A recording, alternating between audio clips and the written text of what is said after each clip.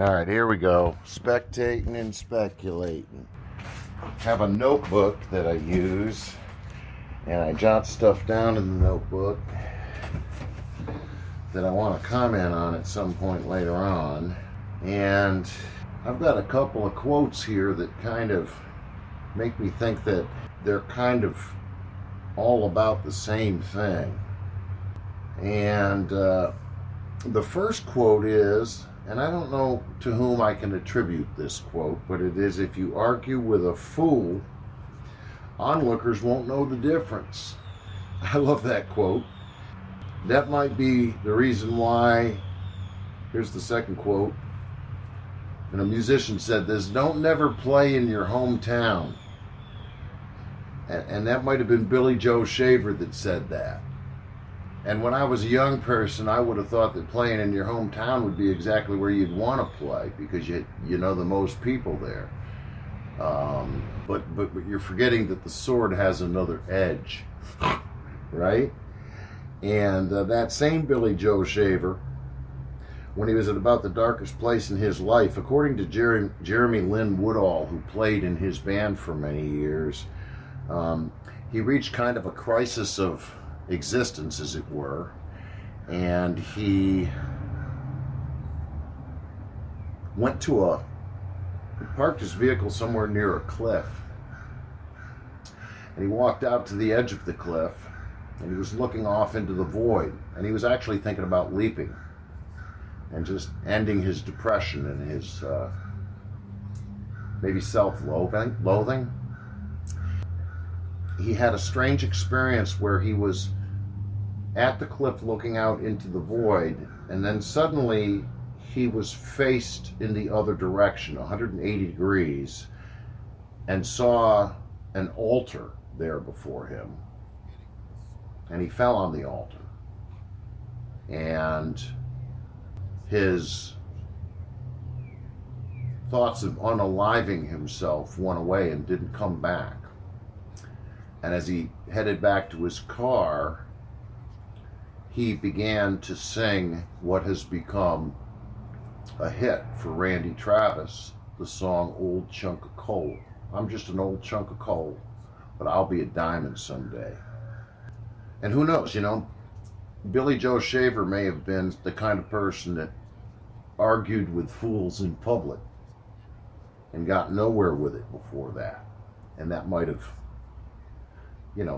amplified his feelings of not accomplishing things. And the last quote that ties in here today is from someone with a great mind from history,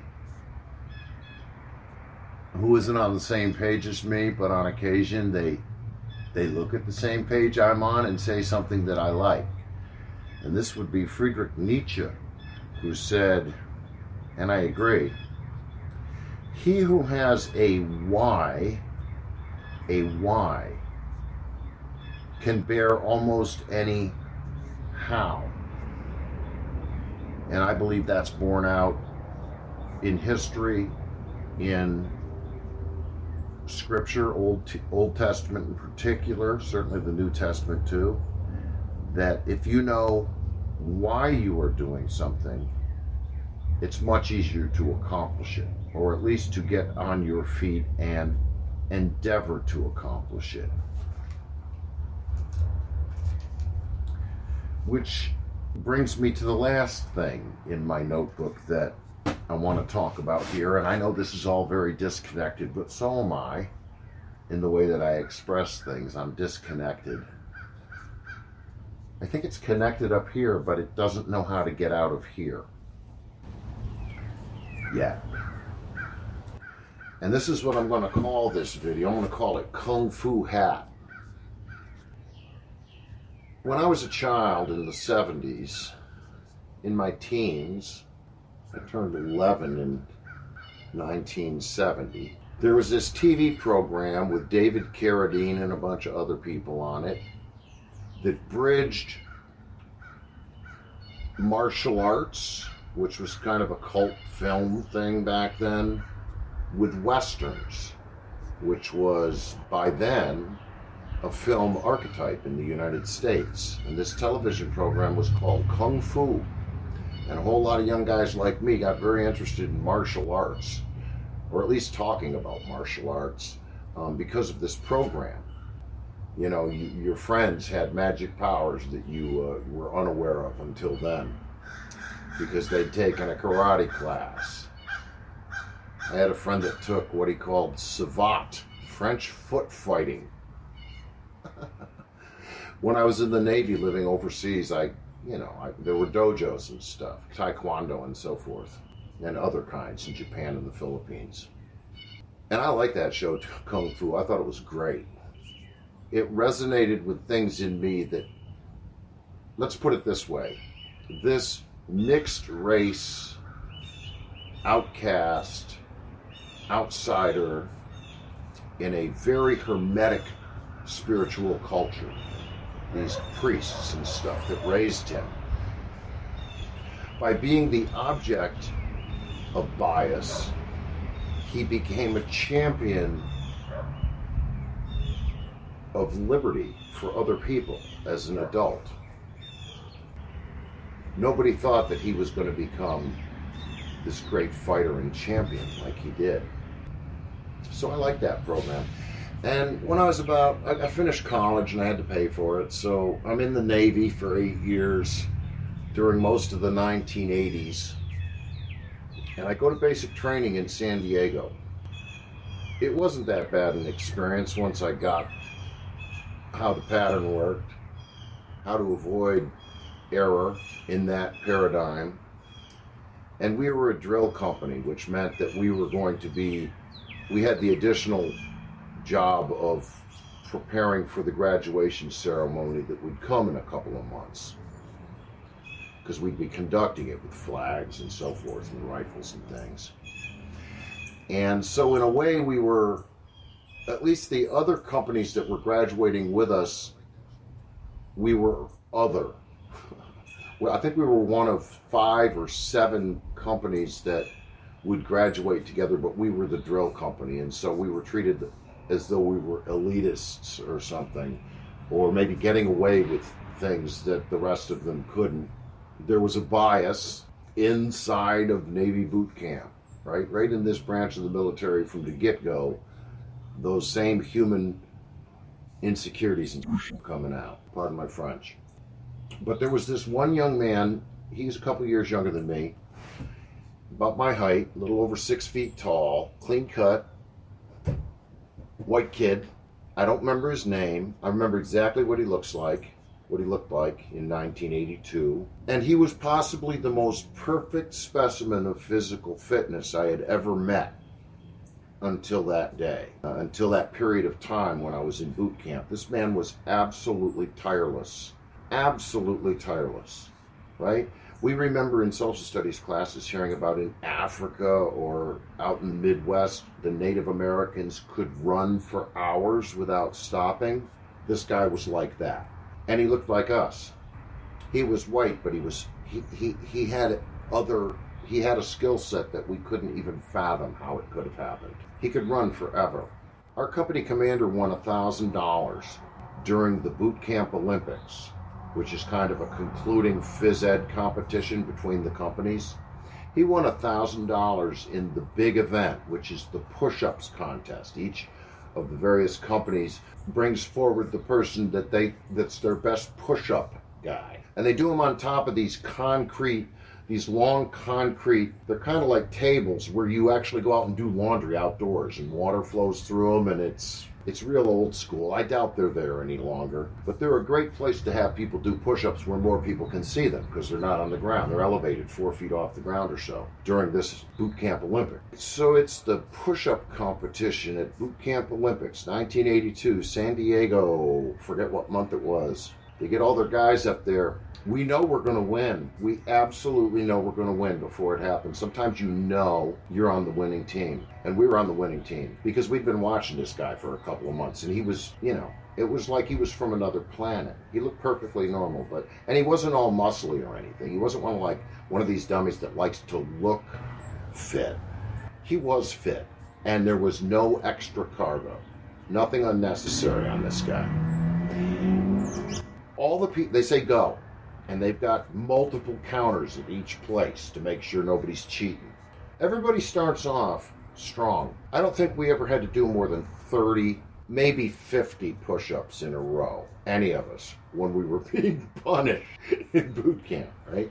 I might have had to do 50 push-ups once, and it probably very nearly killed me and dislocated both shoulders. I mean it. I'd say that for the first 40 push-ups, all of those men, those 5 or 7 men that were up doing push-ups, were about poking them out at the same speed. And then some of them started to slow down. I think the first guy to fail hit about 60-something. And then the next few were gone before we ever got to 80. The guy in our company kept going without slowing until they said, you can stop now.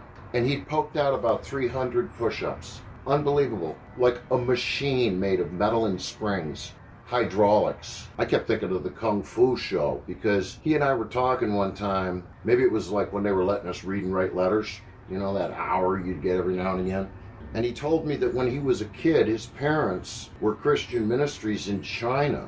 I didn't know enough about China then to ask him where in China they were, but I do know that, you know, Red China is not exactly a place that extends hospitality to people of faith. So he grew up as a very othered person in China, this white kid. Kind of like the guy in Kung Fu, right? He was the one to whom the bias was directed for a variety of reasons. But he picked up on the culture. He played the games. He did the sports. He did the things that children do, like you do. I moved around a lot as a kid, and I had to make new friends every couple of years until I was about 11.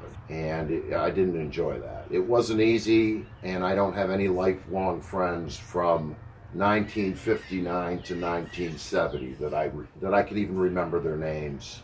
There just wasn't enough time to make it work. You know, in hindsight, I'm pretty sure this was a man of faith. And, you know, because of his upbringing, he wasn't loud about that. I don't remember him ever using his words to evangelize. He was like all action, very little yammer, no proselytizing whatsoever. But there's a human being who could say, I began to follow Jesus when I was 8 years old. I would believe them. They weren't a pastor's kid. They weren't a rich man's child. They weren't a politician's kid. They weren't a professional athlete or movie actor's child, a child of privilege. I am almost absolutely certain this man to this day has never joined a group that would make him say, I am in darkness, and allow other people to blindfold him and lead him around. I'm very certain he would never have joined one of those groups, as I will not. Because when your faith isn't relegated to a single day of the week before the games come on in the afternoon, and all is forgotten. You know, I'm talking to you right now as though Jesus is sitting right over there on that railing, looking right at me. And I will agree with that strange existentialist man Nietzsche about once you know why you are living, the how, where, and what will be provided to you. And there are good odds that you'll succeed, and that the struggle will necessarily persist, like the life of Grasshopper on Kung Fu. It was tough when he was a kid, it was tough when he was a grown-up, but he knew why he woke up in the morning and why that day was before him, and he stepped into it. All right, I've done a weird thing today. I've got my Android phone over here recording just audio, and I've got my Zoom Q2 HD micro recording camera over there, not recording audio and simply recording video. And I know the battery's still good because I can see the red light is still on the front of it. And I don't have to worry about the wind getting into that unit's microphone. So I'm trying something new today. It's going to be fun to try to synchronize the video with the audio, but I suppose that's what retirement's for. Having the time to do the things you never took the time to do.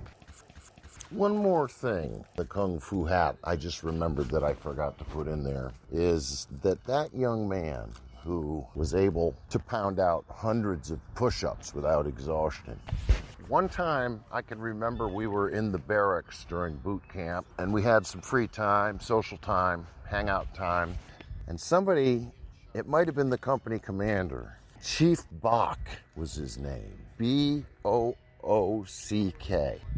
He was a really good guy. I liked him. He was no-nonsense, old-school Navy stuff, that guy. Somebody turned to that kid, and it might have been him, and said, what else could you do? And he said, I'm pretty good at throwing things. Throwing what? Anything. Knives, hatchet, rock, anything I can get my hands on. This company commander goes into his office, and he comes out with a roll of dimes. Anybody remember rolled coins? He comes out with a roll of dimes, hands them to this kid. Then he walks about 20 paces away from him, takes a navy white hat, which when you turn it upside down looks like a dog food dish made out of cotton, and set it on the ground like that, like a bowl. He said, see how many of them dimes you can throw in there from where you're standing. And if anybody ever hears this video that was in my boot camp company, you will remember this. The kid cracked open the paper wrapper on the roll of dimes, stood right where he was, and one after the other, like a machine, threw those dimes about 20 paces away from him. Every one of them went into the hat, one after another. Try that. Try that from 5 paces. When you know why you wake up in the morning, the how will be provided.